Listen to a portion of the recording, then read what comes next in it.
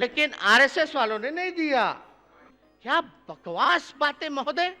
कि यही बिहार की धरती है जहां आडवाणी जी को गिरफ्तार किया गया था। किसी के माइक के लाल में दम नहीं। जो अंतरिक्ष से हमारा भारत कैसा दिखता है, किसने लिखा है उसका अपमान क्यों भाई?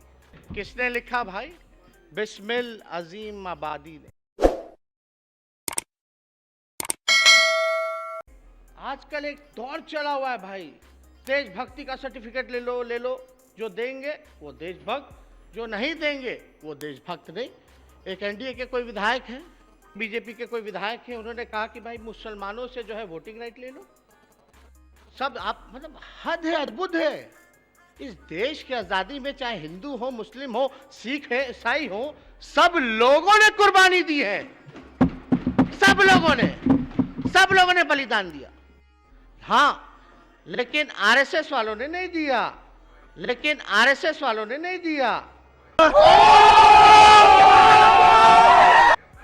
ये तिरंगा की बात करते हैं। 2001 के बाद से झंडा फहराया गया नागपुर में। बात करते हैं तिरंगे की, जय हिंद की। क्या बकवास बातें महोदय।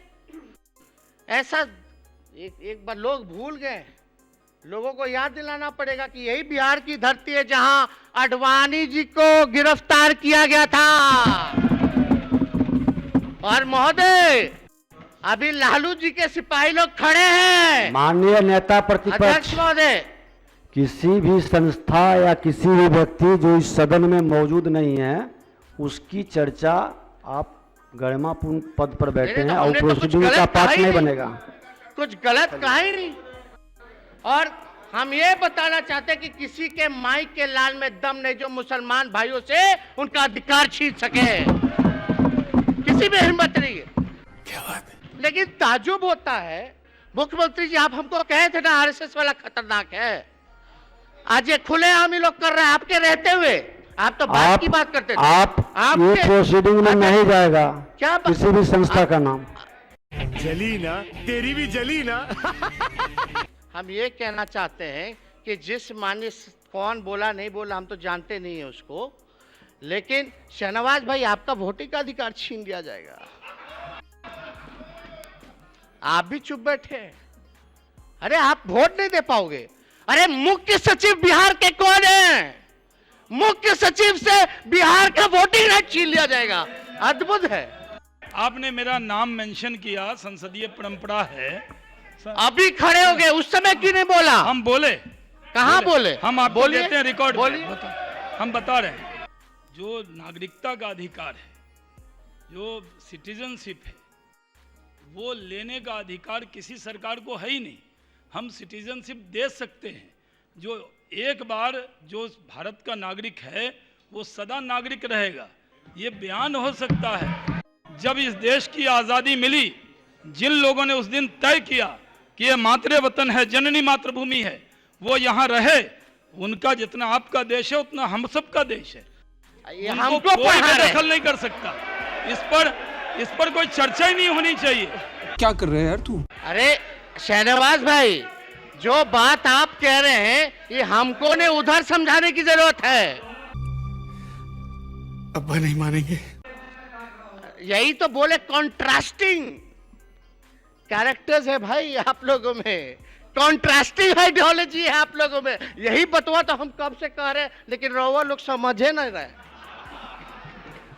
समझिए। तो हम अपने विषय पे फिर से आते हैं। अगर किसी को जानकारी का अभाव है, ये हम नहीं कह रहे कि हमको सारी जानकारी, हम तो सीखने का उम्र है, सीख रहे हैं और जिंदगी भर सीखना चाहिए। लेकिन जो हमने समझा है, सीखा है, वो आप लोगों को भी जानना चाहिए। अच्छी बात है। अब आप बताइए महोदय, जब इंदिरा गांधी जी प्रधानमंत्री थी तो राकेश शर्मा चांद पे गए थे। जब राकेश शर्मा चांद पे गए तो इंदिरा जी ने पूछा कि चांद से, अंतरिक्ष से हमारा भारत कैसा दिखता है? तो राकेश शर्मा जी ने जवाब दिया था, सारे जहां से अच्छा हिंदुस्तान हमारा। अब महोदय, नाम जिसने ये लिखा तराने हिंद वो लिखने वाले थे अल्लामा इकबाल। ये जानकारी होनी चाहिए। आप जय हिंद का नारा लगाते हैं, हर अंत में हम लोग भाषण के वक्तव्य में जय हिंद बोलते हैं। उसको लिखने वाला कौन था? आबिद हसन सफरानी जी। मतलब जय हिंद का सम्मान होना चाहिए, एकदम होना चाहिए, क्यों नहीं होना चाहिए? सारे जहां अच्छा का सम्मान होना चाहिए, लेकिन जिसने लिखा है उसका अपमान क्यों भाई? उसका अपमान क्यों? उसका सम्मान क्यों नहीं? हम तो जो जानकारी लिए हैं वो आप लोगों को दे रहे हैं। आप जिस तिरंगे की बात करते हैं, उस तिरंगे को जो रूप जो दिया गया वो सुरैया तैयब जी ने देने का काम किया। सरफरोशी की तमन्ना अब हमारे दिल में है, देखना है जोर कितना बाजुए कातिल में है। किसने लिखा भाई? बिस्मिल अजीम आबादी ने। इनकलाब जिंदाबाद, इनकलाब जिंदाबाद, मौलाना हसरत मोहानी जी ने। अंग्रेजों भारत छोड़ो, साइमन गो बैक। किसने बोला भैया? यूसुफ मेहर साहब जी ने, यूसुफ मेहर अली साहब जी ने बोला। अब बताइए इसमें क्या गलत है? तो हमने तो शुरू में यही कहा, देश की आजादी में सब लोगों ने बलिदान दिया। और जो क्रांति का आगाज हुआ, बिना नारा वारा के चुनाव लड़ लेते हैं क्या हम लोग? या कोई मूवमेंट चलता है क्या? तो ये नारा देने वाला कौन लोग थे भाई? ये हमारे भाई थे, हमारे बुजुर्ग थे, इस देश के नागरिक थे।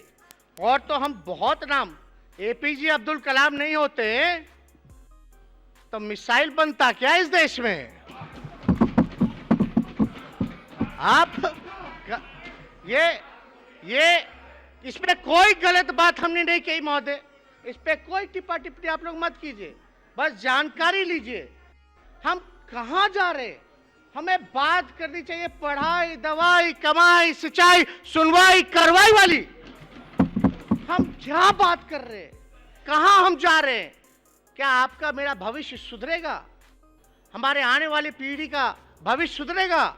क्या हम आपस में लड़ेंगे तो देश तरक्की करेगा? नहीं हो सकता। इसलिए हम आप लोगों के बीच इस बात को सोचे कि अपने संयम ढंग से हम जो है रखें। जो बिहार के जो हमारे अल्पसंख्यक जो मुसलमान महापुरुष थे उनकी जिक्र कर लेते हैं। मोहम्मद यूनुस जो थे 1937 में 1937 में जब पहला चुनाव हुआ था तो उस समय बिहार के मुख्यमंत्री शब्द नहीं था, चीफ मिनिस्टर नहीं था, प्रीमियर बोलते थे। तो पहला प्रीमियर अगर कोई बिहार का बना था तो मोहम्मद यूनुस साहब बने थे, जानना चाहिए। और अब्दुल कायूम अंसारी जी जो स्वतंत्रता सेनानी रहे, जिनका टू नेशन थ्योरी जो था उसके खिलाफ थे, टू नेशन यानी जिन्ना के खिलाफ थे अब्दुल कायूम अंसारी जी। मौलाना मजरूल हक साहब फ्रीडम फाइटर है। सूफी संत मखदूम शाह, हजरत मखदूम शाह दौलत, बत्तख मियाँ, अगर बत्तख मियाँ नहीं होते तो गांधी जी जीवित नहीं होते। अंग्रेजों ने प्लान बना रखा था। तो वो तो जीवन दाता है हमारे नेशनल फादर के, गांधी जी के, उनको हम लोग कैसे भूल सकते हैं? तो महोदय अब इसी पे हम कहना चाहेंगे कि शायरी है। हाँ, जब पड़ा वक्त गुलिस्तां पे तो खून हमने दिया, जब बाहर आई तो कहते हैं तेरा काम नहीं। क्या बात है? अध्यक्ष महोदय, मशहूर शायर राहत इंदौरी साहब कहते थे, है शामिल सबका खून इस मिट्टी में, है शामिल सबका खून इस मिट्टी में, किसी के बाप का हिंदुस्तान थोड़ी है। इतने बड़े बड़े लोग महापुरुष, हिंदू, मुस्लिम, सिख, ईसाई, और ये तो जो बहुसंख्यक हैं उनकी और जिम्मेवारी बनती है देश के अखंडता को लेकर के। तो हम लोगों पे ज्यादा जिम्मेदारी है देश की एकता को लेकर। महोदय अध्यक्ष महोदय, हाँ, सुनिए। बूझे वाला बूझा था कि पीतर है कि सोना है। भाई देखिए, ये देश की संस्कृति, अलग अलग संस्कृति है, अलग अलग भाषा है, दिखने में हम लोग अलग अलग हैं, बोली हम लोगों का अलग अलग है, पहनावा अलग अलग है, खान पान अलग अलग है, लेकिन फिर भी हम एक हैं और हमें गर्व है कि हमारे डाइवर्सिटी में भी हमारी एकता है, हमारी अनेकता में भी एकता है, इसलिए हमारा देश जो है वो महान है। इस बात को समझिए। अब बताइए मैं क्या करूंगा? एक बहुत सिंपल सी टिप आपके साथ शेयर करती हूँ। अपने हाथ को इस तरीके से रखिए। If you look at this from your side, आपका लेफ्ट हैंड आपको बी के जैसे दिखेगा और राइट हैंड आपको डी के जैसे दिखेगा। B and D.